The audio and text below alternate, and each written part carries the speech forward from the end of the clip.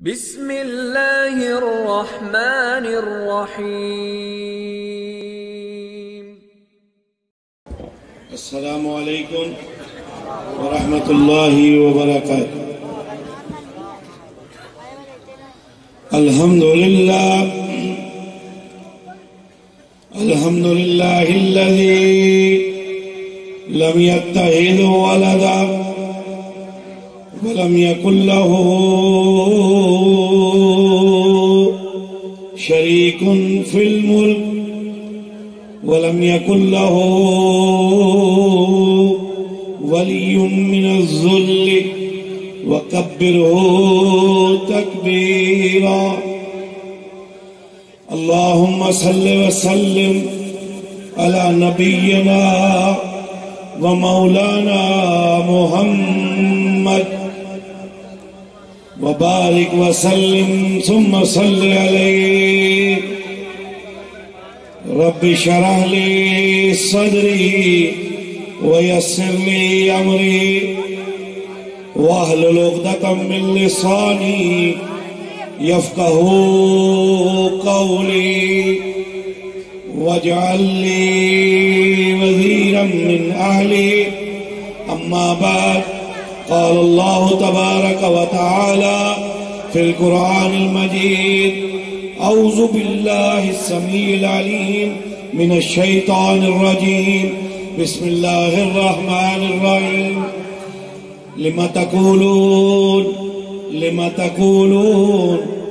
لم تقولون ما لا تفعلون۔ صدق الله مولانا العظيم وصدق رسوله النبي الكريم، ونحن على ذلك لمن الشاهدين والشاكرين، والحمد لله رب العالمين۔ ہر قسم کی حمد و ثنا، بزرگی، برتری، بڑائی، تسبیحات، تکبیرات اللہ بزرگ و برتر کے لیے۔ درود و سلام انگنت، لا تعداد، بے شمار، کروڑہ کروڑ، اربہ ارب درود و سلام آقا و مولا حضرت محمد مصطفیٰ۔ جب تک سب نہیں بولیں گے آگے نہیں چلوں گا۔ جناب محمد مصطفیٰ صلی اللہ علیہ وآلہ وسلم کی ذات اقدس پر شکر گزار ہوں اہلیان شورکوٹ کا۔ آپ کی محبتوں نے انمول خرید لیا ہے، جس کا کوئی بدلہ میرے پاس نہیں ہے، سوائے اس کے کہ میں گناہگار اپنی دعاؤں میں آپ کو یاد رکھوں۔ اللہ ان شورکوٹ والوں کو شاد و آباد فرما۔ یا اللہ، جو ان بہاروں کو، قرآن و سنت کی ان بہاروں کو زندہ رکھے ہوئے ہیں، اللہ ان کے خانوادوں کو، ان کے خاندانوں کو، ان کے سب چھوٹے بڑوں کو سلامت فرما۔ جو گفتگو کرنا چاہوں گا، آج کے حالات میں جماعت کا پیغام آپ کے نام دینا چاہوں گا۔ علماء قرآن و سنت کے پہلوؤں پر آپ سے گفتگو کریں گے، لیکن میں انشاءاللہ العزیز موجودہ حالات کے اوپر نبض پہ ہاتھ رکھتے ہوئے جو قرآن، نبی علیہ السلام کے فرمان، احادیث کی روشنی میں جو ہمیں مملکت کا، ریاست کا جو خواب ملتا ہے، جو عملی نقشے ملتے ہیں، وہ پیش کر کے آج جو ہمارے حالات ہیں اس پر گفتگو کرنا چاہوں گا۔ ہمارے وزیر اعظم صاحب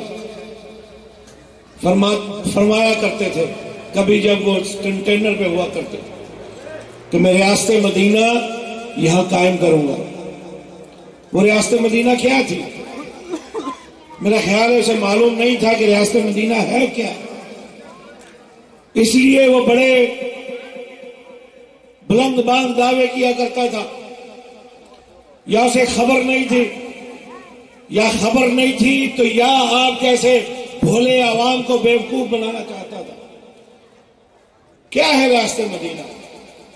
سب سے پہلی بات، آج میرا ہم وطن پاکستانی مہنگائی کے بوجھ تلے دبا ہوا ہے، اس کے لیے روزمرہ ضروریات کو پورا کرنا مشکل ہے۔ وزیر اعظم صاحب، یہ ہے آپ کی ریاست مدینہ۔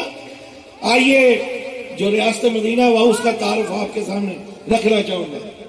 جناب سیدنا ابو بکر صدیق رضی اللہ تعالیٰ عنہ خلیفۃ المسلمین بنے. آپ کپڑا بیچا کرتے تھے. خلافت کی ذمہ داریاں سنبھالنے کے بعد ایک روز بازار میں گئے. عمر فاروق نے کہا رضی اللہ تعالیٰ امیر المؤمنین خلیفۃ المسلمین، آپ امیر بننے کے بعد بھی اگر کام کریں گے اور آپ کپڑا بیچنے آئیں گے دوسروں سے کون لے گا؟ اس لیے چھوڑ دیجئے اور آپ کے وظیفے کا تعین بیت المال سے کیا جائے گا. آج کے بعد آپ یہ کاروبار نہ کریں. وہ ابو بکر جس کے پاس 40,000 دینار کی دولت تھی اسلام قبول کرتے وقت، وہ درہم و دینار آج کے دبئی امارات والے نہیں، ہر وہ بھی بڑے قیمتی ہو گئے ہیں. یہ وہ درہم و دینار ہیں جس کی قیمت کا تعین سونے کے ساتھ کیا جاتا ہے. بارہ وہ علیحدہ موضوع ہے. ابو بکر صدیق رضی اللہ تعالیٰ عنہ نے سیدنا عمر فاروق کے کہنے پر ذمہ داریاں سنبھالنے کے بعد اپنے کاروبار کو خیر آباد کہہ دیا. اور پھر میٹنگ ہوئی کہ آپ کی تنخواہ کا تعین کیسے کیا جائے گا. ریاست مدینہ کے نام نہاد دعوے داروں دیکھو، جب ریاست مدینہ کے حکمران کے وظیفے کی تنخواہ کی تعین کی باری آئی، میرے ابو بکر نے کہا جو مدینے کا مزدور تنخواہ لیتا ہے ابو بکر کی تنخواہ بھی وہی مقرر کی جائے. یہ ہے ریاست مدینہ کہ سیدنا ابو بکر کہتے ہیں میری تنخواہ بھی وہی ہوگی جو مدینے کی مزدوری کرنے والا ایک مزدور لیتا ہے. آج تمہاری تنخواہ کیا ہے؟ کہتے ہو 2 لاکھ میں بھی گزارا نہیں ہوتا، کئی لاکھ وصول کیا کرتے ہو. یا تو ریاست مدینہ کا نام نہ لو یا وہی تنخواہ وصول کرو جو آج کے مزدور کو گلی کوچوں میں ملتی ہے.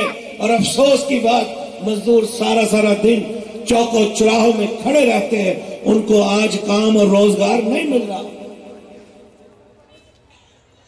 دوسری بات،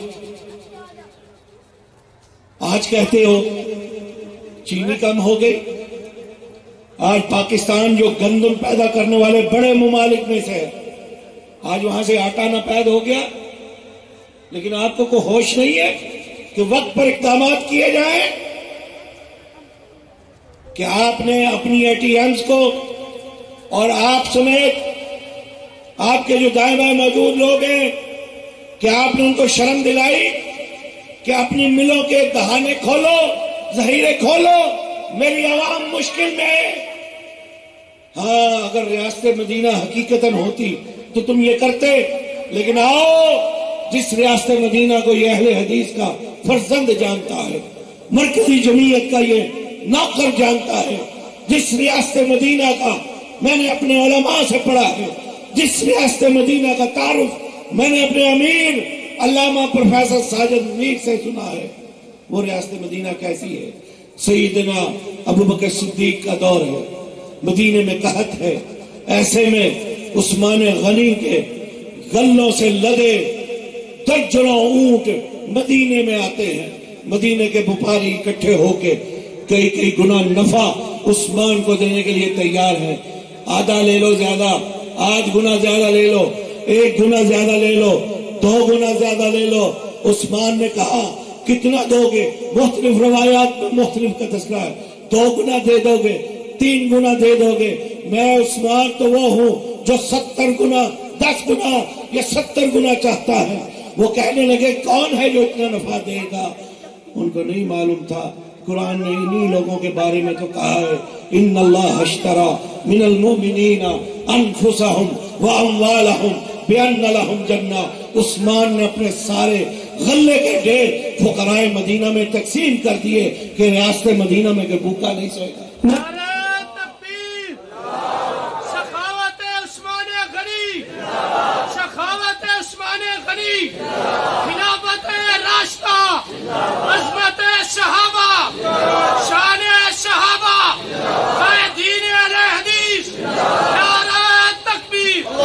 صحابہ کو ماننے والوں، ان سے محبت کا اظہار اتنی خاموشی سے ایمان گوارا نہیں کرتا. پھر نعرہ لگاؤ جی.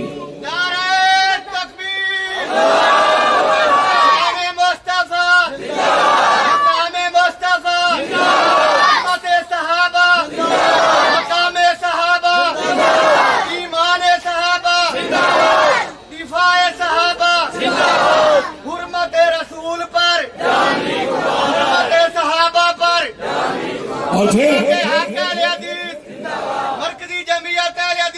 پاکستان، کیلئے یوتھ فار پاکستان۔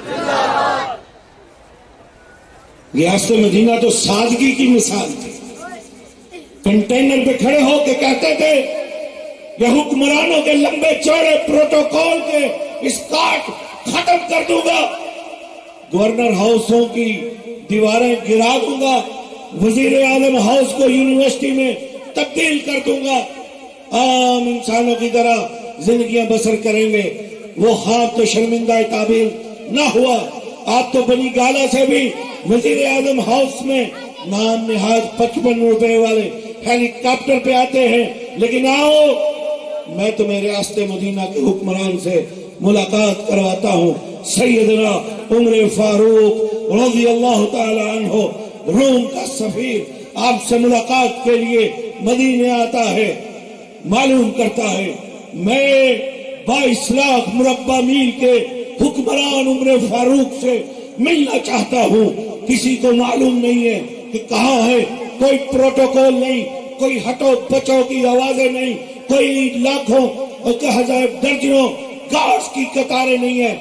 بتایا گیا ابھی تو مسجد نبی سے نکلے ہیں، معلوم کرتے کرتے پتہ کیا گیا مدینے سے باہر ایک درخت کے نیچے ایک پتھر کو سرہانہ بنا کے لیٹے ہیں۔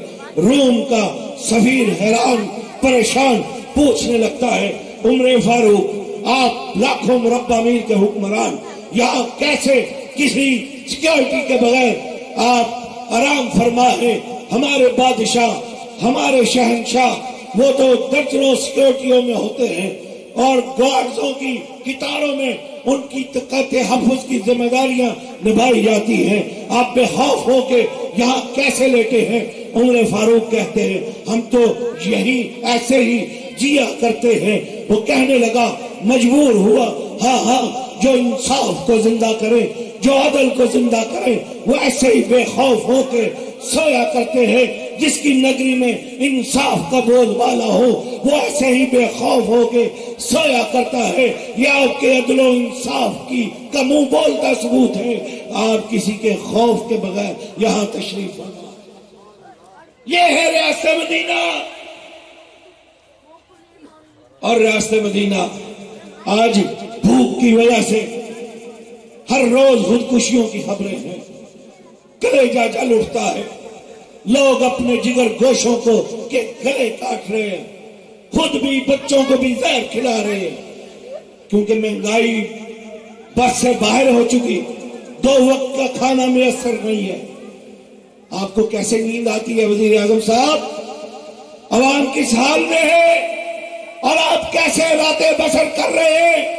آپ کو من و ان قسم کے کھانے میسر ہیں، عوام کی بھوک کا احساس آپ کو کیوں نہیں ہے؟ اور ریاست مدینہ کا حکمران سیدنا عمر فاروق مکہ مدینے کے گلی کوچوں میں گشت کر رہا ہے، ایک خیمے سے آواز سنی، بچے کھلا رہے ہیں، بھوک سے رو رہے ہیں، آواز دے کے پوچھا بی بی کیا معاملہ ہے؟ کہنے لگی میرا حکمران شاید غافل ہے، میرے بچے بھوک سے بلک رہے ہیں، ان کو بہلانے کے لیے میں نے چولہے پر خالی پانی میں پتھر ڈال رکھے ہیں اور ہلا ہلا کے ان کو بہلا اور پھسلا رہی ہوں کہ شاید وہ اسی آس میں اسی پہلاوے میں سو جائے۔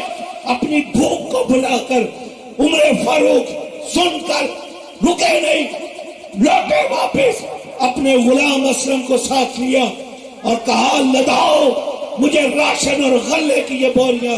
غلام کہنے لگا آقا امیر المومنین خلیفۃ المسلمین یہ ذمہ داری تو میری ہے، یہ بوجھ مجھے اٹھانے دیجئے۔ عمر فاروق نے کہا آج تو بوجھ میرے اٹھا لوگے، کل قیامت کو کون اٹھائے گا؟ عمر کو اپنا بوجھ اٹھانے دو، کیونکہ کل قیامت کو عمر جواب دہ ہوگا۔ آپ نے اپنے کندھوں پر وہ بوری اٹھائی، ان یتیموں کے گھر پہنچے، اس بیوہ کے گھر پہنچے اور کہا عمر تیرے لیے نوکری کرتے ہوئے تیرے بچوں کا حق لے کے آیا۔ یہ ہے ریاست مدینہ۔ وزیر اعظم صاحب آپ کی ریاست میں روز درجنوں خودکشیاں ہو رہی ہیں، آپ کو احساس ہے؟ اور کرتے کیا ہیں؟ احساس کے نام پہ لنگر شروع کر دیے اور لوگوں کو روزگار دو. کتنوں کو لنگر کھلاؤ گے اور وہ لنگر خانے بھی بند ہوتے ہیں؟ کیوں لوگوں کو دھوکہ اور فریب دے رہے ہو؟ آؤ اور ریاست مدینہ جو حکمران چل کے لوگوں کی دہلیز تک ان کی ضروریات کو پہنچاتے ہیں. یہی عمر فاروق ایک روز گشت کر رہے ہیں. ایک بدو عربی کو گھر کے باہر دیکھا, پوچھا کیا معاملہ ہے؟ کہنے لگا میرے گھر میں زچگی کا معاملہ ہے, بچے کی ولادت میں توقع ہے, لیکن میرے پاس کوئی عورت مددگار موجود نہیں ہے اور میں بے دست و پا یہاں باہر انتظار میں ہوں. سیدنا عمر فاروق گھر گئے. فرسٹ لیڈی آف اسٹیٹ سیدہ ام کلثوم بنت سیدنا علی رضی اللہ تعالیٰ عنہ سے کہا کہ آج کوئی نیکی کمانا چاہتی ہو تو چلو سا. ضروری سامان لیا سیدہ نے, آپ کے ہمراہ ہو چلی اس عام بدو عربی کے گھر پہنچی. اور کیا کیا؟ سیدنا عمر فاروق اس مسلمان عام انسان کے ساتھ باہر بیٹھ جاتے ہیں. جناب سیدہ اندر پردے میں تشریف لے جاتی ہیں, ولادت میں اس کے ساتھ تعاون کرتی ہے. کچھ دیر گزرتی ہے, وہ بدو عربی نہیں جانتا کہ جو آیا میری مدد کے لیے اپنی بیوی کو لے کے آیا, وہ بیوی جو فرسٹ لیڈی آف اسٹیٹ ہے, جو خاتون اول ہے, وہ خاتون اول کا پروٹوکول نہ لے کر ایک عام عورت کی زچگی میں دائی بن کے لگی ہوئی ہے. جب اس کے گھر ولادت ہوئی, کہا امیر المومنین اپنے دوست کو خوشخبری دیجئے, اللہ نے اس کو بیٹا دیا ہے. یہ سننے کی دیر تھی. کہاں اٹھا, یا امیر المومنین آپ عمر ہیں, آپ میرے غریب کے ساتھ کس قدر نیکی کر رہے ہیں. کہنے لگے عمر ہم تو نوکر ہیں, ریاست کے والی ضرور ہے, لیکن تم سب کا میں خادم ہوں, تمہاری خدمت فرض ہے میرا. اور میرے بھائیوں یہ تھی ریاست مدینہ. آج ریاست مدینہ کے نام لیوا عوام کا کس قدر استحصال کر رہا ہے.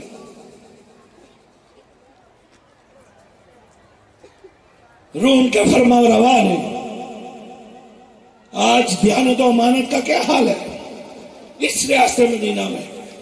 سعودیہ سے گھڑی ملتی ہے, دبئی کے بازاروں میں بکتی ہے, کہیں سے سونے کے ہار ملتے ہیں, ان کے قصے بھی معروف ہیں.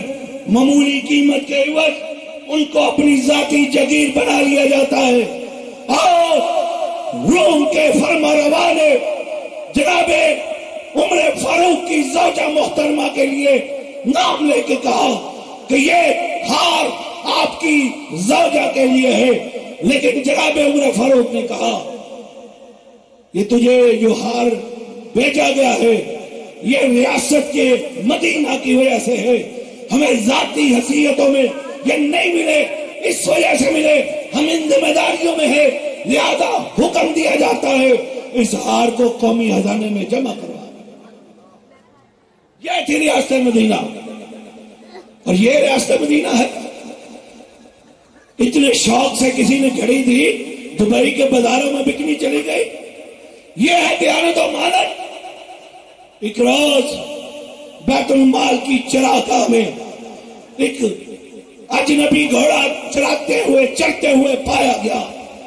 امیر المومنین نے پوچھا یہ گھوڑا کس کا ہے؟ بتایا گیا عبداللہ ابن عمر کا ہے. جناب سیدنا عمر فاروق نے طلب کیا یہ بیت المال کی چراگاہ میں تیرا گھوڑا کیوں ہے؟ اور کہا چونکہ یہ بیت المال کی گھاس کھا چکا ہے, یہ فروخت کیا جائے گا. جتنی قیمت میں اس کو تو نے خریدا تھا وہ تجھ کو ادا کی جائے گی, جو بقیہ اضافی رقم نفع میں ملے گی. کیونکہ بیت المال کی گھاس سے یہ چڑھ چکا ہے, یہ بقیہ رقم بیت المال میں جمع. یہ تھی ریاست مدینہ جو عوام کی ماں تھی. یہ تھی ریاست مدینہ جو عوام کا خیال رکھتی تھی. یہ تھی ریاست مدینہ جو مزدور پرور تھی, غریب پرور تھی, جو انصاف پرور تھی, انصاف فراہم کرنے والی تھی. یہ ریاست مدینہ تھی. وزیر اعظم صاحب آپ کس ریاست مدینہ کی بات کر رہے ہیں؟ لما تقولون ما لا تفعلون، یا آپ تو غافل ہیں، یا آپ نے دھوکہ دیا۔ دونوں صورتوں میں اس عوام سے معافی طلب کریں، معذرت طلب کریں، اس عوام کے دکھوں کا مداوع کریں، اور اس کا سب سے بہتر مداوع ہے اب جان چھوڑ دیں۔ جان چھڑانی دے تو بول دے کیوں نہیں؟ جان چھڑانی دے نا، ہاتھ کھڑے کرو جڑے کو تانگڑے، جان چھڑانی ہے نا انشاءاللہ۔ پھر قائدین کی ہم آواز بن کر اس جابر حکومت کے خاتمے کے لیے اپنا کردار ادا کریں گے نا انشاءاللہ۔ اور میرے بھائیوں، آپ سے وہ بات جو میں نے دوران پور روڈ سے آپ سے وعدہ لیا تھا، آج وہی بات دہرانا چاہتا ہوں۔ اگر یہاں آتے ہیں جماعت کے مدارس میں، مساجد میں، جماعت کے ساتھ محبت کے اظہار کے لیے، ہم فقیروں سے محبت کے اظہار کے لیے، اس کے بدلے میں آپ سے وعدہ لینا چاہتا ہوں۔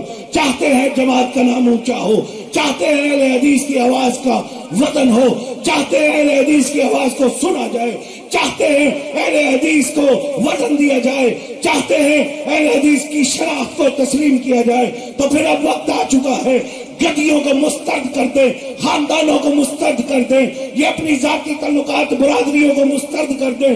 آج کے بعد جب بھی الیکشن کا دور ہو، تیری دہلیز پہ، تیرے دروازے پہ جو آئے دستک دے، پوچھے ووٹ چاہیے، کہے ووٹ دو، کہو ووٹ دیں گے جس کو 106 راوی روڈ کہے گا۔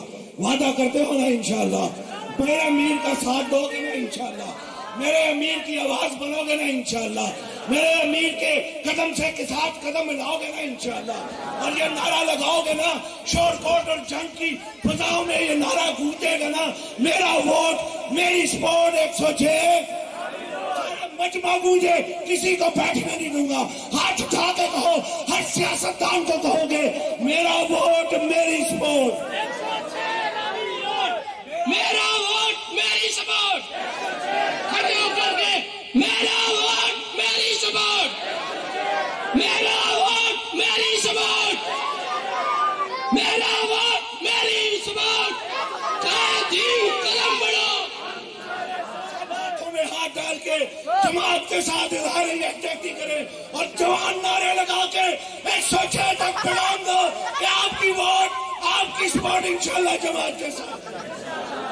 جمعیت اہل حدیث پاکستان، جمعیت اہل حدیث پاکستان، اہل حدیث یوتھ فور پاکستان، میرا امیر، میرا امیر، میرا امیر، میرا امیر، سارے صوبوں کی زنجیر، مرکزی جمعیت اہل حدیث پاکستان۔ فقیرانہ آئے، صدا کر چلے، شورکوٹ والا خوش رہو، دعا کر چلے۔ وآخر دعوانا ان الحمد